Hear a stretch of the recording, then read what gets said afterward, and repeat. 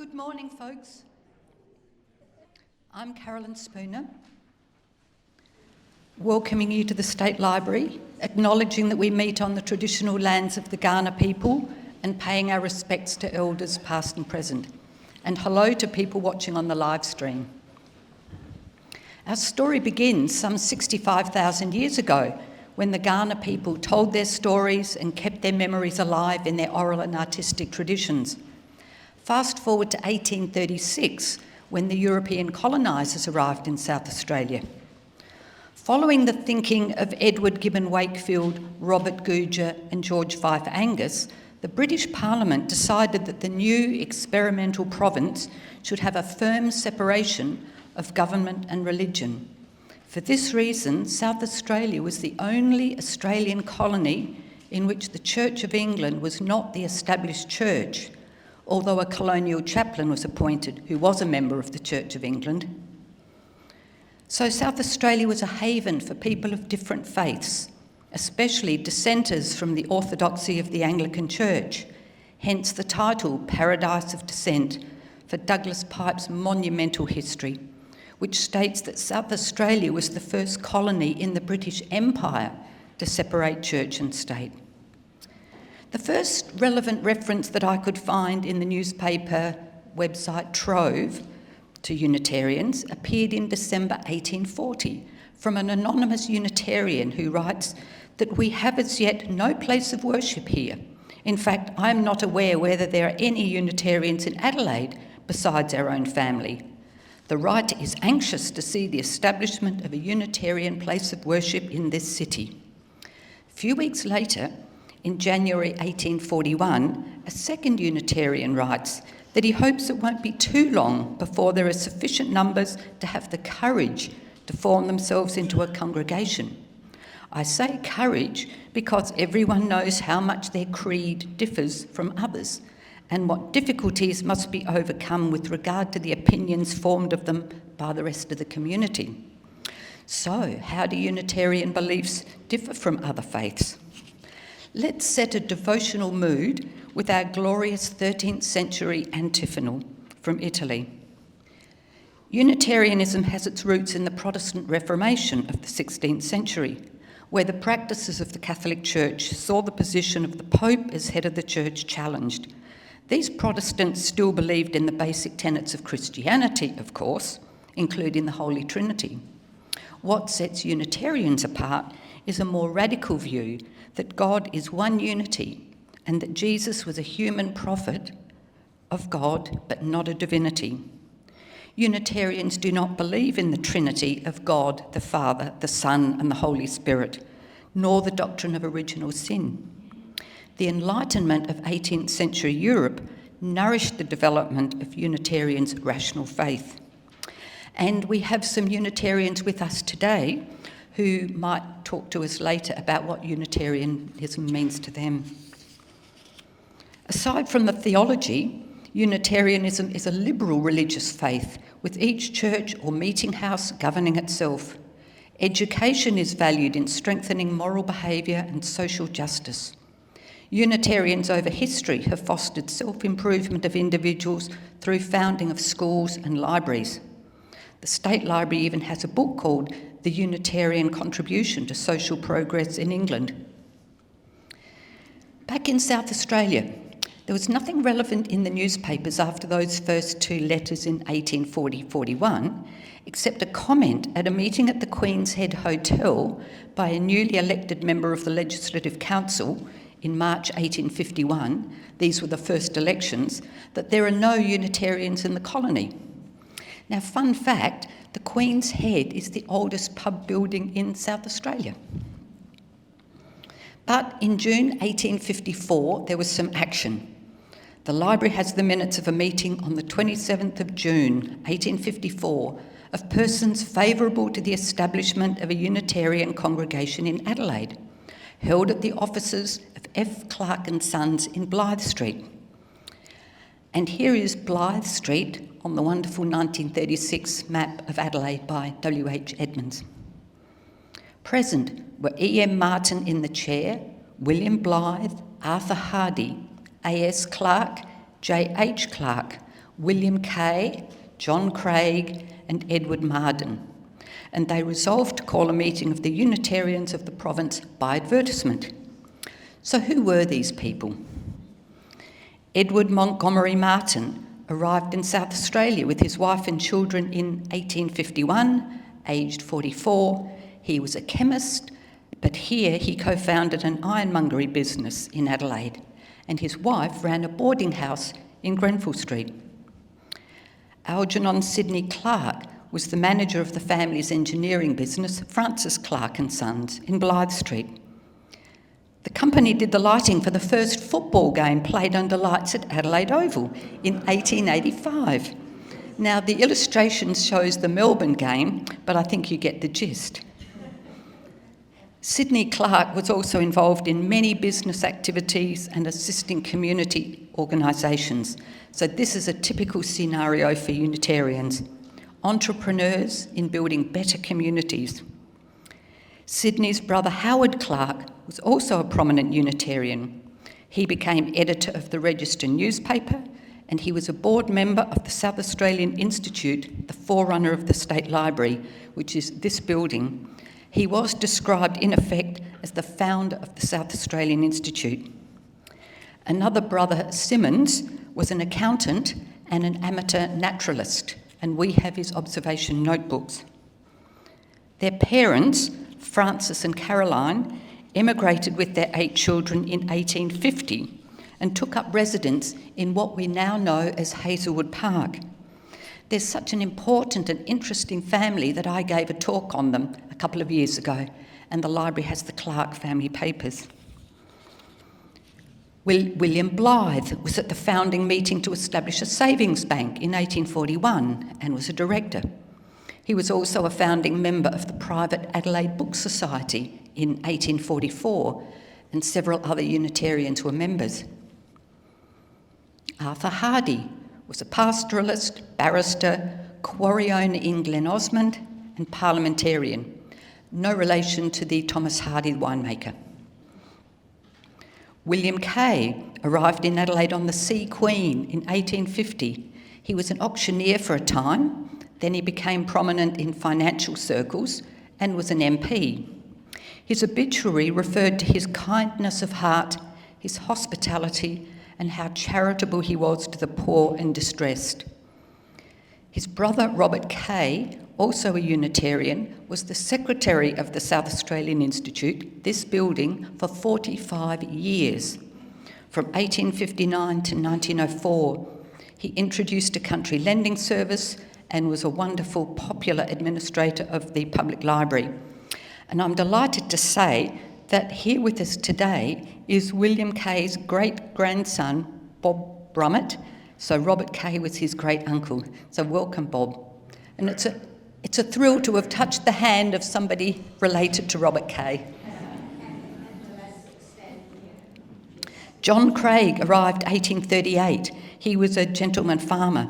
There are several J. Craigs on Trove, but this might be him in a meeting of the Agricultural and Horticultural Society, associating with high-profile people like G.S. Kingston. Edward Marden was a hat maker in England, arrived in 1850 on the Sultana. Now, the only useful reference I could find was to his wife, Hannah, also a Unitarian, who the newspaper reported was possessed of a noteworthy character and gained the respect and warm friendship of all who knew her. In the week beginning 1st of July 1854, this group of people, as well as a J. Waterman, who might have been an attorney, advertised in all the newspapers for people interested in forming a Unitarian congregation to meet at the Freemasons Tavern on the 11th of July. This is one of those advertisements in the Adelaide Times. The meeting was duly held on the 11th of July, also in the Freemasons Tavern. The group resolved to appoint a minister as soon as 1 year's salary, £400, had been raised through subscriptions, which didn't take long.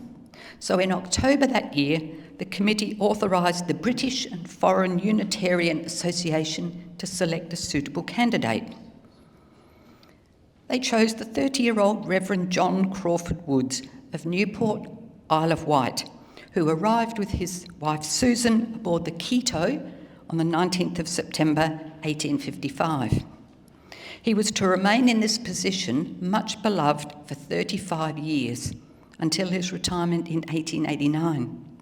And the library has his 4 volumes of handwritten manuscripts, which we've had transcribed.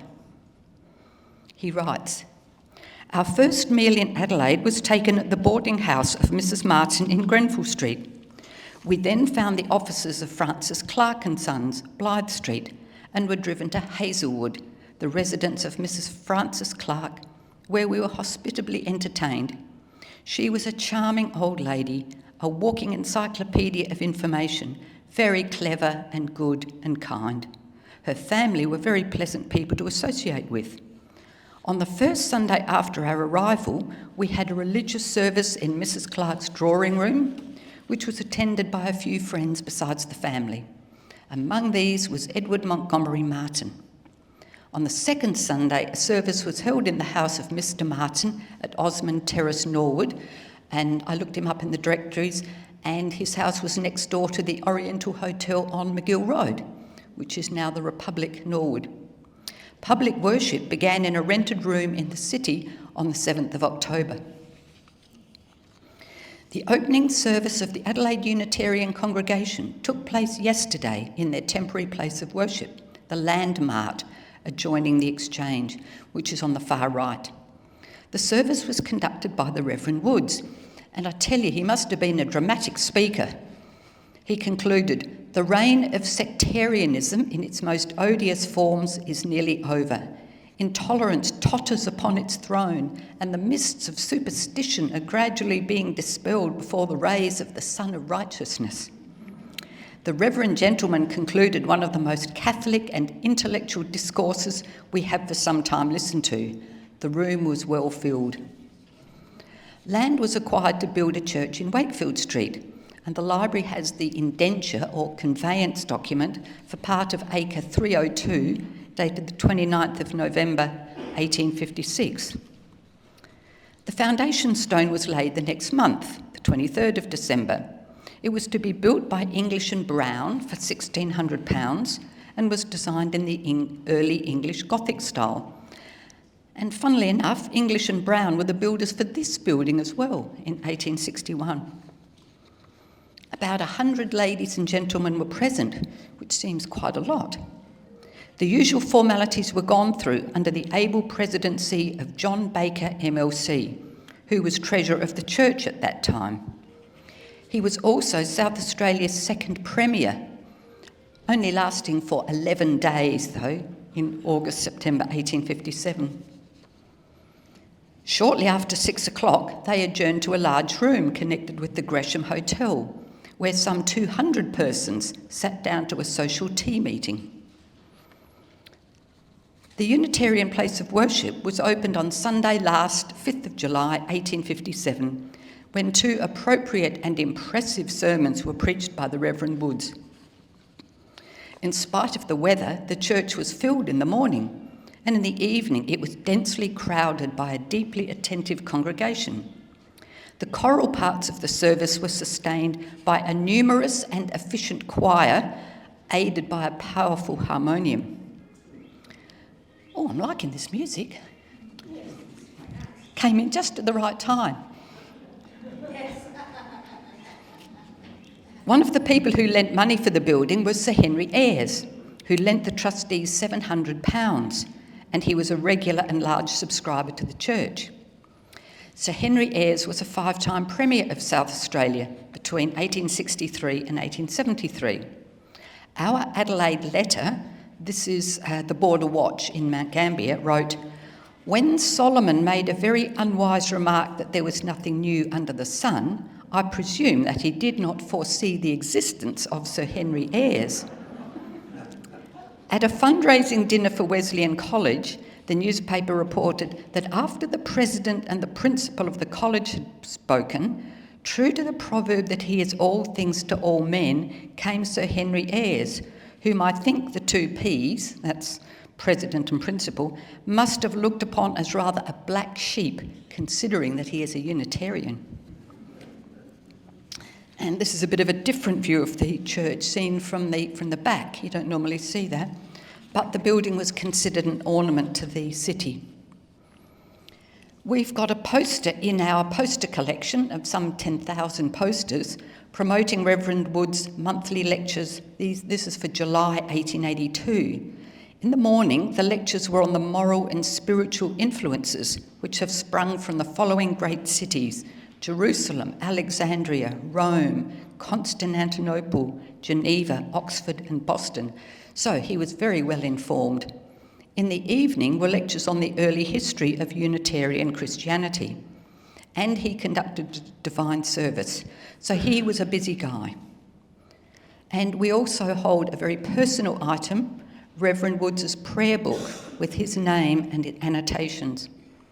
We get a feel for the life of the Unitarian minister in Reverend Woods' reminiscences, which are full of stories showing how he was regarded in Adelaide society.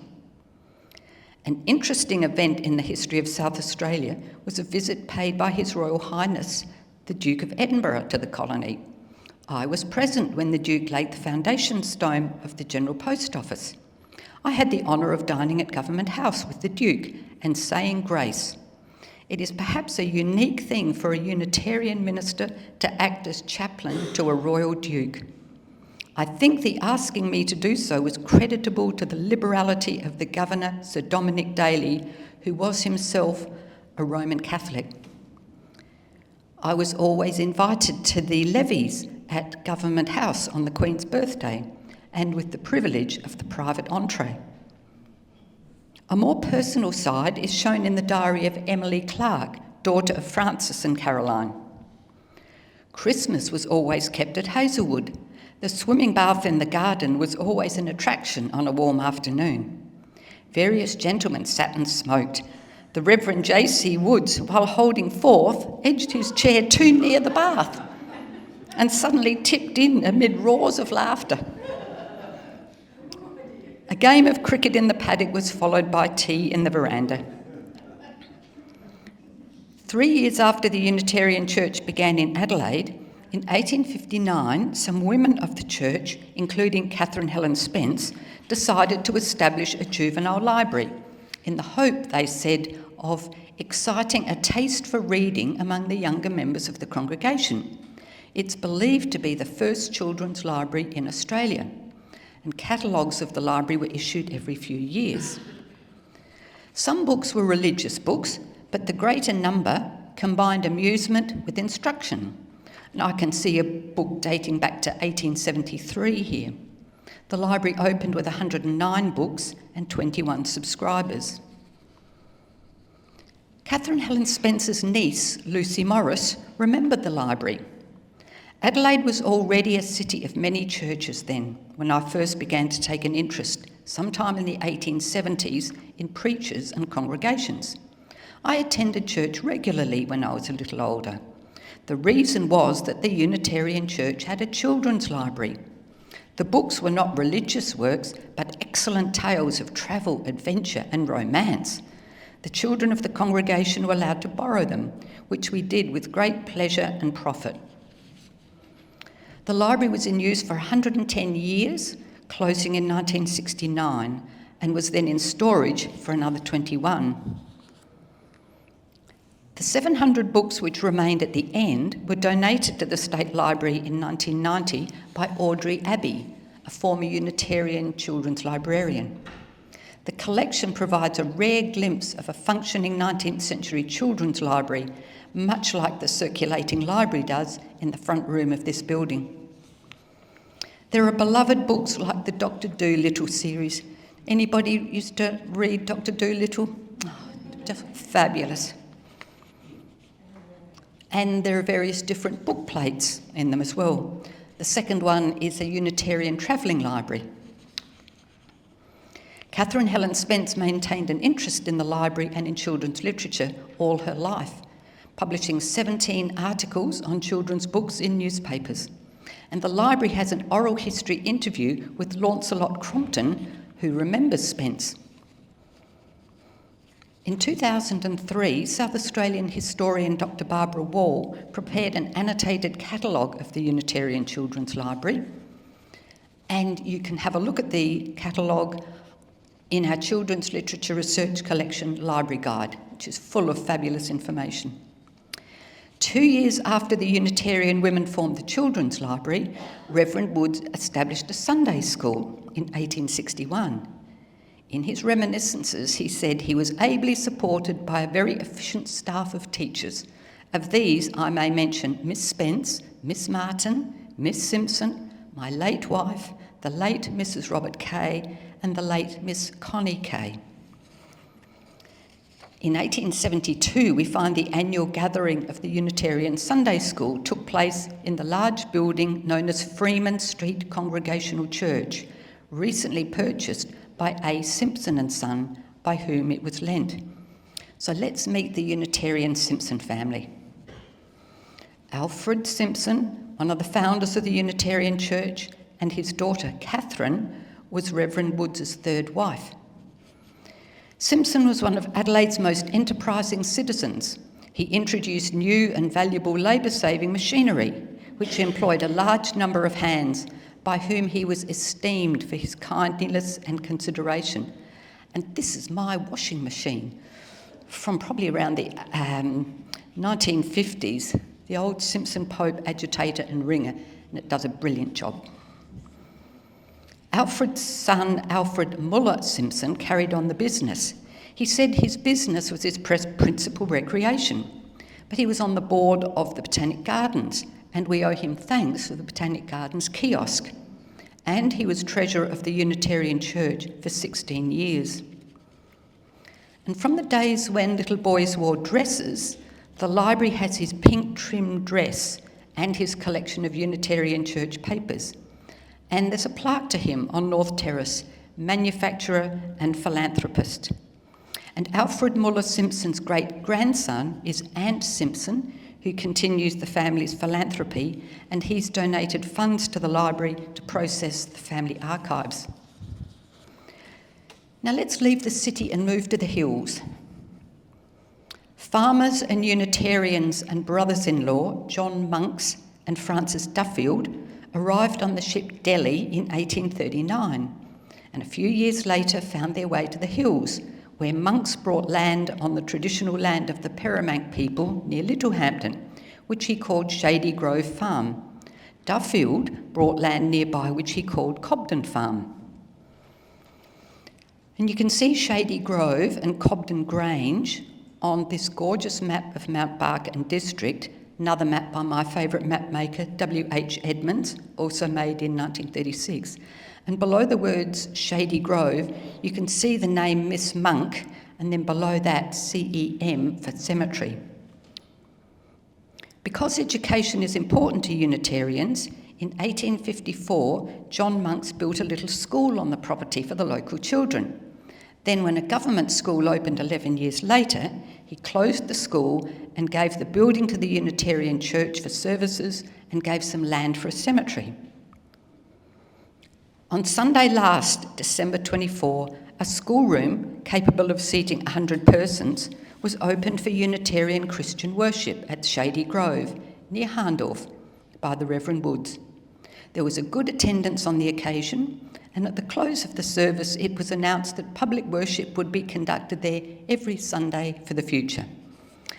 Now, last month I visited Shady Grove on Tadmore Lane, where there's an information board. And we have a booklet by a Duffield descendant, and the name Tadmor, it was an ancient Syrian city far from civilization, situated in a beautiful spot in the hills. The cemetery is historically interesting, but it's also important because it's unspoilt native scrub. The church is so proud of this that there's a box on the gate with leaflets showing the main plants like kangaroo grass, running postman and wattles. Francis and Alice Duffield's grave has lots of grass, and the library has a book of Francis Duffield's sermons.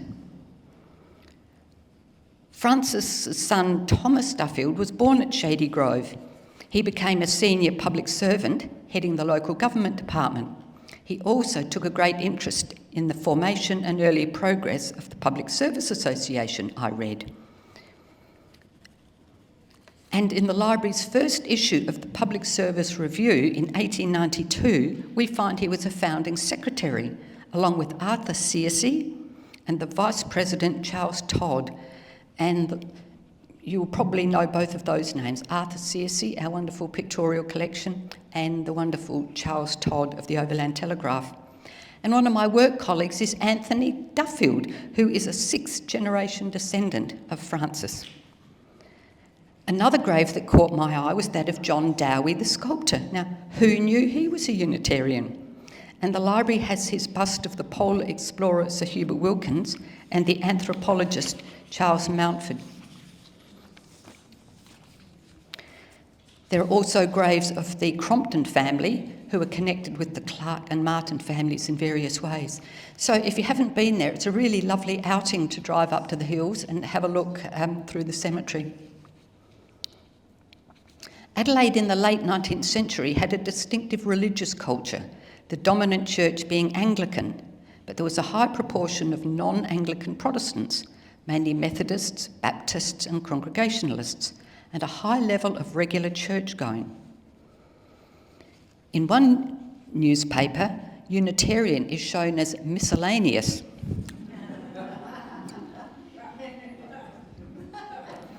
In the census of 1881, 747 people regarded themselves as Unitarians, up from 666 5 years earlier.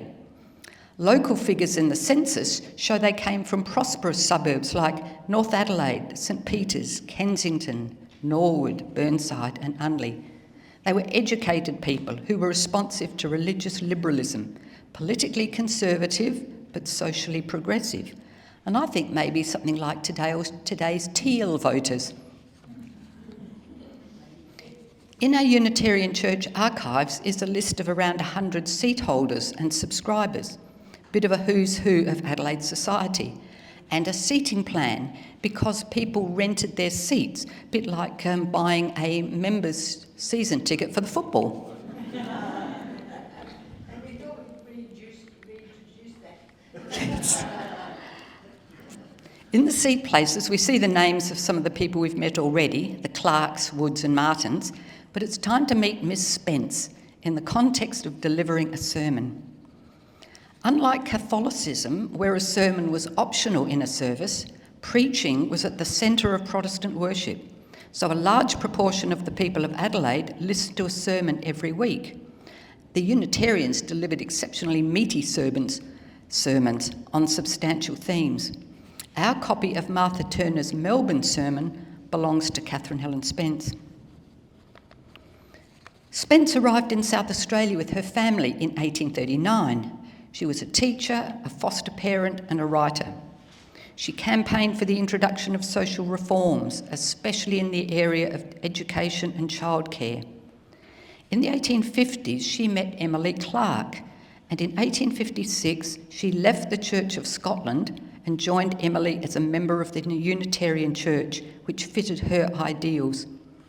Among the Unitarians, Spence discovered a God of love as an embodiment of justice and benevolence rather than a stern, judgmental God. She found this liberating. Spence said, "I did not enter into my human responsibility to God and man until my eyes were opened by the preaching of the Unitarian faith by Mr. Woods." She also believed God was revealed through nature and in science and in poetry and art. Spence was also a fierce campaigner for electoral reform and for women's suffrage. She became the first woman in Australia to stand for political office when she stood for the Federal Convention of 1897. Sadly, she didn't get elected.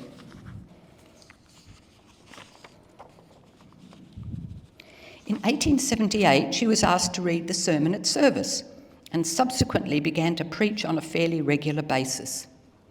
She preached about 100 times for 30 years in Wakefield Street, but also in Melbourne and Sydney and overseas in Canada and the United States. The library holds the manuscripts of 58 of these sermons, all written in her difficult handwriting. The sermons cover a range of themes.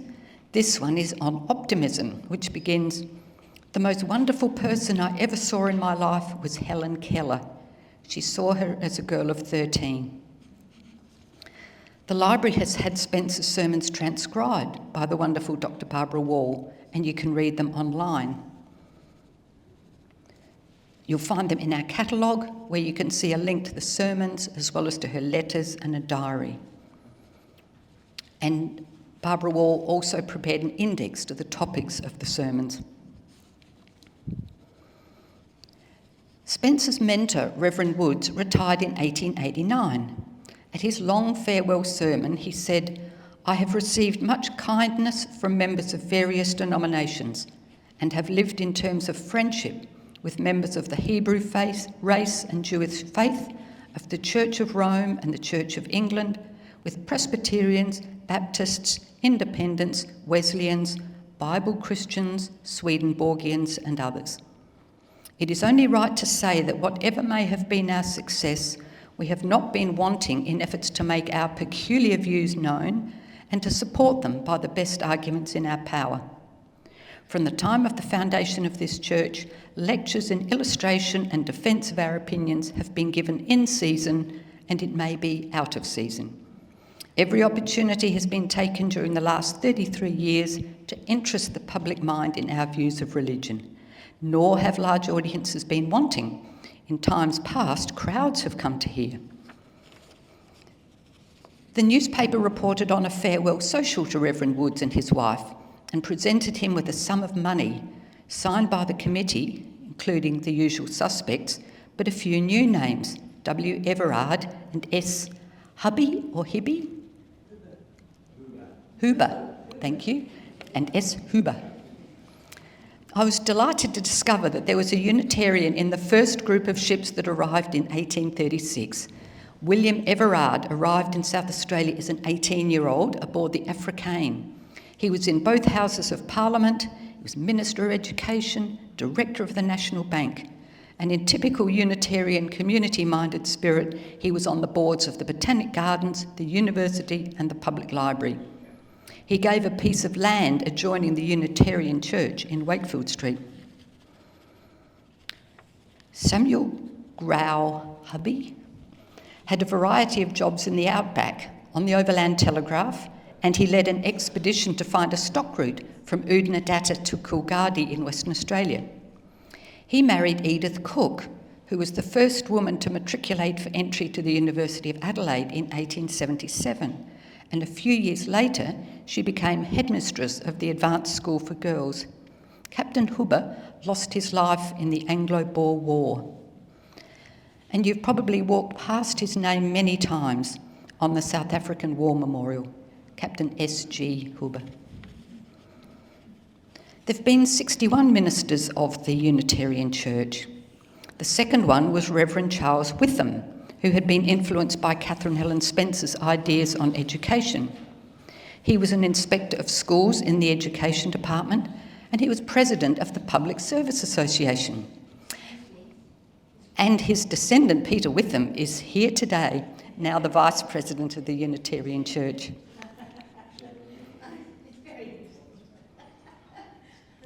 In 1894 to 95, the newspaper Quiz and the Lantern ran a series of articles, profiles really, of church services around Adelaide, called Round the Churches.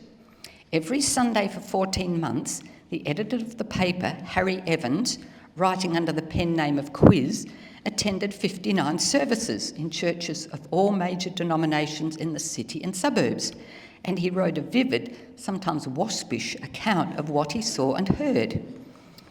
Number 32 was Miss C.H. Spence at the Unitarian Church. It is many years since Quiz first heard a lady preach. The announcement, however, that Miss Spence was to occupy the pulpit was enticing enough to induce Quiz to once more include the Wakefield Street Sanctuary in his round of the churches. Miss Spence is a lady of very marked individuality. Her voice, rendered pleasant by a slight Scotch accent, was clear and firm. And I've given you a printout of the complete article, and if you read it, you'll find a hilarious reference to the Koh-i-Noor diamond in there. The other Unitarian minister the Quiz looked at was the Reverend Alexander Wilson.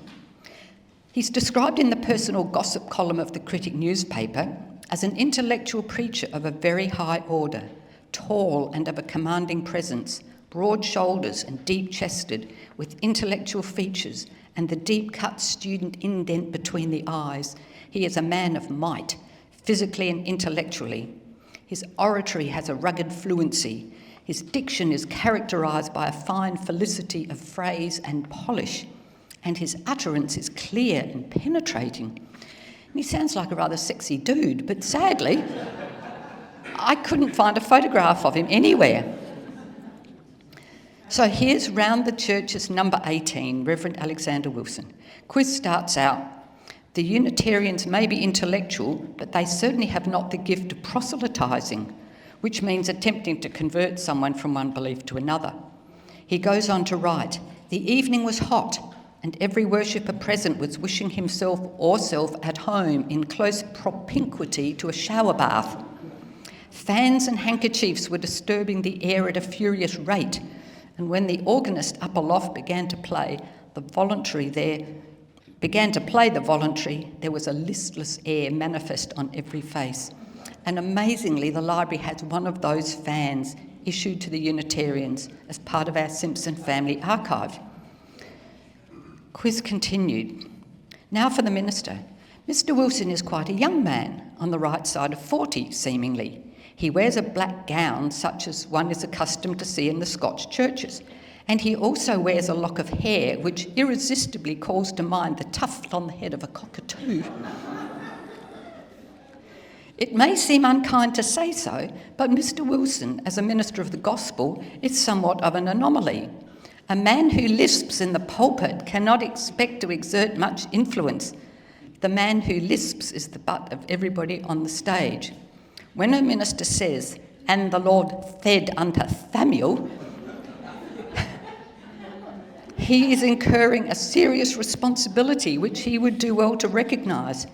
Rightly or wrongly, we don't seem to respect the man with a lisp. Still, Quiz does not wish to linger over such a matter as a lisp.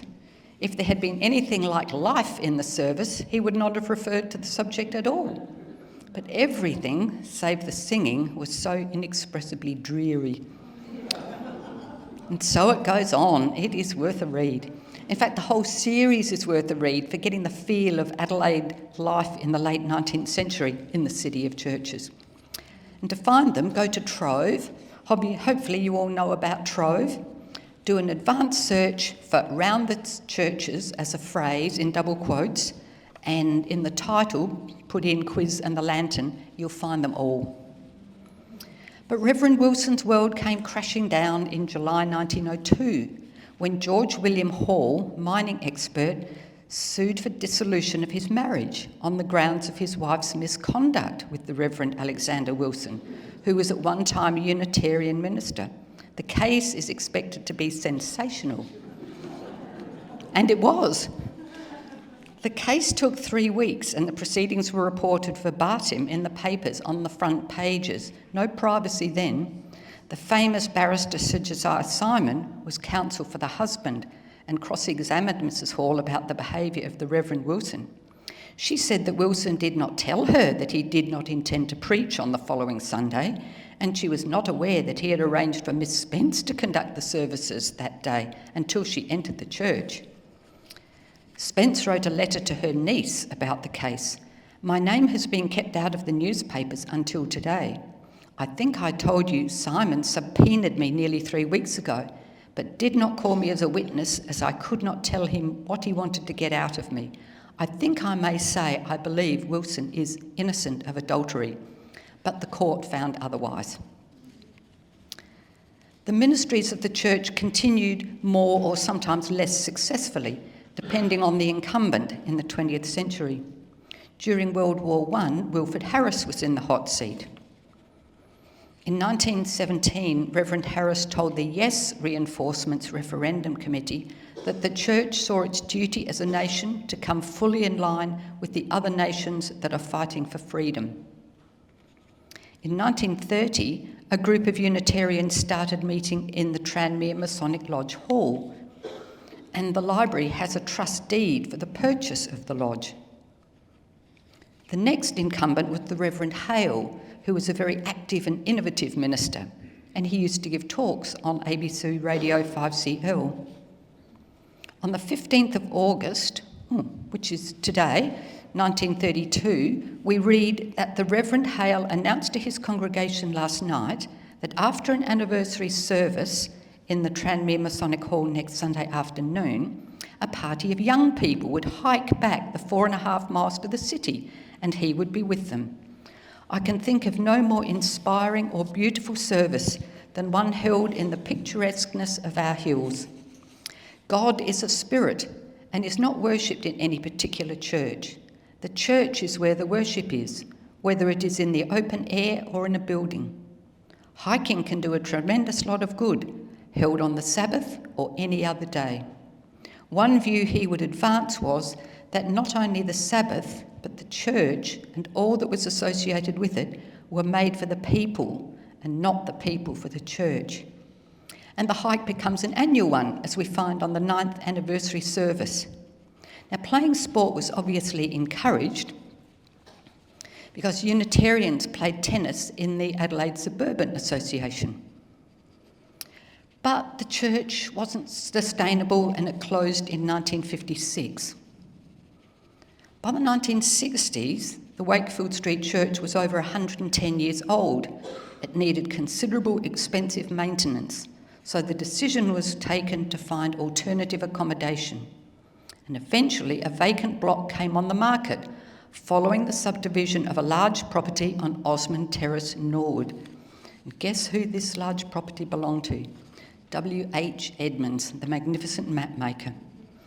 I've given several talks about him, so I know that this is where he lived, and he had a huge property. He lived there until the 1940s, and the house is on the council's heritage register.